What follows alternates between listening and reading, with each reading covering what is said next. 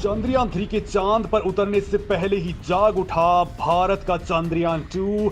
चांद की सतह से भेजी ऐसी क्रांतिकारी जानकारी, एक ही झटके में हिल उठी दुनिया की स्पेस एजेंसियां।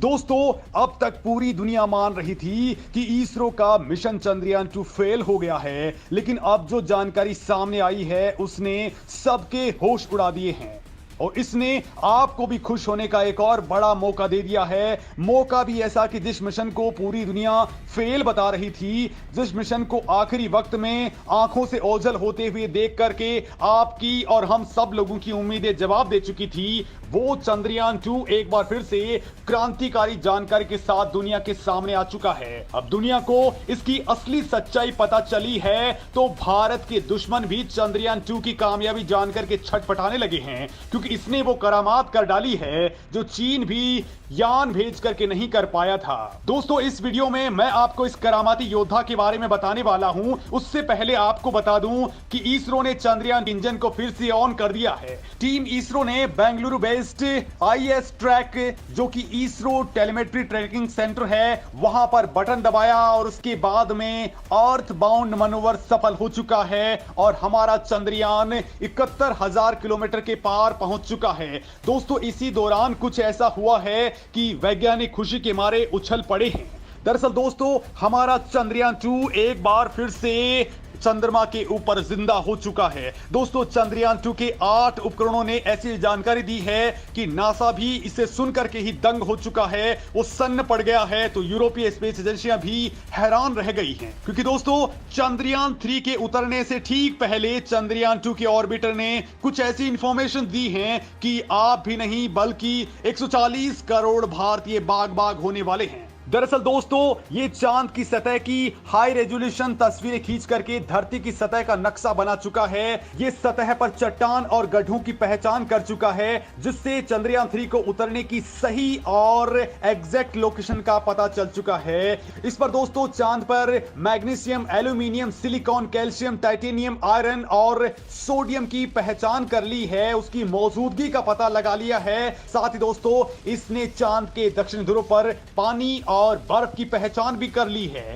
दोस्तों, इसने चंद्रमा के बाहरी वातावरण को पूरी तरह से स्कैन करके सूरज की किरणों में मौजूद सोलर रेडिएशन की तीव्रता को भी माप लिया है, जो लगातार चंद्रयान 3 के अब काम आ रही है। चंद्रयान 2 के ऑर्बिटर ने चंद्रमा की कक्षा से 100 किलोमीटर की ऊंचाई पर दोस्तों 10,000 से ज्यादा चक्कर लगा लिए हैं और इसी दौरान उसने बहुत बड़ी जानकारियां जुटा ली है। दोस्तों, साल 2008 में भेजे गए भारत के पहले चंद्रयान 1 मिशन ने दुनिया को पहली बार चांद पर पानी होने की जानकारी दी थी और अब जो जानकारी दी गई है उसने तो दोस्तों पूरी दुनिया को हक्का बक्का करके रख दिया है, क्योंकि भारत के चंद्रयान 1 और उसके बाद चंद्रयान 2 के आंकड़ों पर अमेरिकी स्पेस एजेंसी नासा ने भी मुहर लगा दी है। दोस्तों, चंद्रयान 2 को जुलाई 2019 के अंदर ही लॉन्च किया गया था और दोस्तों इसने 6 से 7 सितंबर 2019 की रात को चांद पर उतरने की कोशिश की थी, लेकिन रोवर और लैंडर सेफ लैंडिंग नहीं कर पाए। लैंडिंग से कुछ ही सेकंड्स पहले लैंडर का कंट्रोल रूम से संपर्क टूट गया और इसके बाद संपर्क की सारी कोशिशें बेकार चली गई। लेकिन दोस्तों, ये चांद की सतह पर नहीं उतर पाया, लेकिन कई ऐसी जानकारियां इसने आप दे डाली हैं जो चंद्रयान 3 के लिए पल पल साथ दे रही हैं और इसी के आधार पर वैज्ञानिक लगातार आगे बढ़ रहे हैं। ये ऑर्बिटर चांद के चारों ओर परिक्रमा करते हुए बेहद क्रांतिकारी जानकारियां दे रहा है। ऑर्बिटर ने चांद की सतह पर हाइड्रोक्सिल और पानी के अणुओं का पता लगा लिया है। दोस्तों, इस नई खोज के मुताबिक चांद की सभी प्रकार की सतहों पर हाइड्रेशन एब्जॉर्बर पाया गया है।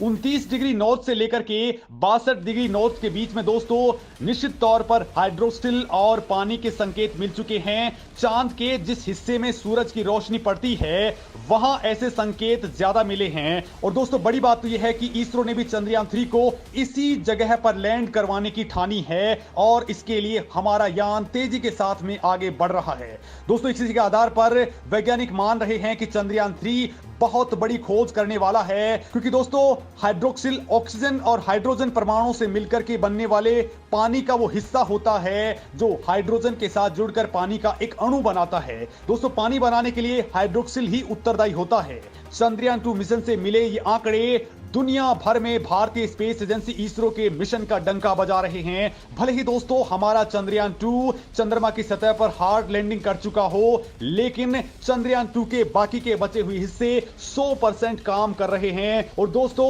जब से ये जागा है और इसने अपना टास्क पूरा किया है, वो टास्क चीन भी अपना रोवर भेज करके भी नहीं कर पाया है। दोस्तों चंद्रयान 2 की कामयाबी भारतीय वैज्ञानिकों की उम्मीद से कहीं ज्यादा है, क्योंकि चंद्रयान 2 पर लगे इमेजिंग और वैज्ञानिक उपकरण इस वक्त इसरो को लगातार डेटा मुहैया करवा रहे हैं। और दोस्तों इसी के आधार पर हमारे वैज्ञानिक लगातार आगे बढ़ रहे हैं। दोस्तों भारत को लेकर के अब कहा जा रहा है कि भारत इस बार 100% सफलता गेन कर लेगा, वो भी उस जगह पर जहां पर जाने में अमेरिका और रूस छोड़िए, चीन और बाकी तमाम स्पेस एजेंसियां भी बहुत डरती हैं। दोस्तों चीन ने इस इलाके के पास में अपना रोवर उतारा था, लेकिन वो भी बहुत आसान सी जगह थी, लेकिन इसरो ने सबसे टफ टास्क को चुना है। और दोस्तों इसरो का मिशन इस बार हीलियम 3 की खोज करने के लिए सबसे ज्यादा काम करने वाला है। साथ ही इसरो इस बार चांद के ऊपर भूकंपों की जानकारी जुटाने वाला है, जो अपने आप में बहुत बड़ा मिशन होगा।